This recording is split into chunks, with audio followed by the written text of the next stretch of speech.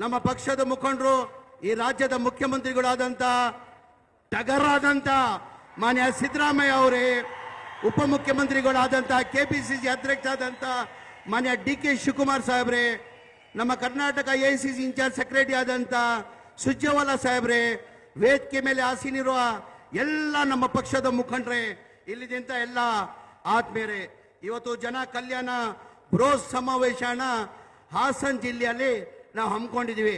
ಇಷ್ಟು ದೊಡ್ಡ ಮಟ್ಟದಲ್ಲಿ ಕನಿಷ್ಠ ನನ್ನ ಅನಿಸಿಕೆ 2.5 ಇಲ್ಲ 3 ಲಕ್ಷ ಜನ, ಅದಕ್ಕಿಂತ ಹೆಚ್ಚಾಗಿ 2 ಪಟ್ಟು ಜನ ಆಚೆ ಇದ್ದಾರಂತ ಮಾನ್ಯ ಪೊಲೀಸ್ ಇಲಾಖೆಯವರು ಹೇಳಿದಿರಾ. ತಾವೆಲ್ಲ ಇಷ್ಟು ದೊಡ್ಡ ಮಟ್ಟದಲ್ಲಿ ಬಂದಿರೋದು, ಎಲ್ಲ 6 ಜಿಲ್ಲೆ ಬಂದಿರೋದು ಇಷ್ಟು ದೊಡ್ಡ ಮಟ್ಟದಲ್ಲಿ ಎಲ್ಲ ಜನಗಳಿಗೆ ನನ್ನ ಕೈ ಜೋಡಿಸಿ ಪಾದಕ್ಕೆ ನಮಸ್ಕಾರನ ಮಾಡ್ತೀನಿ. ತಮಗೆಲ್ಲ ಗೊತ್ತೇ ಇದ್ದಂಗೆ ನನ್ನ ಅನಿಸಿಕೆ ಈ ಜನಸಾಗರ ನಾನು 2022 ಕೊನೆಯಲ್ಲಿ ಸಿದ್ದರಾಮಯ್ಯ ಉತ್ಸವ ಆದ್ಮೇಲೆ ಇಲ್ಲೇ ನಾನು ನೋಡಿದ ಜನ ಅಂತ ಹೇಳಕ್ ಬಯಸ್ತಾ ಇದ್ದೀನಿ.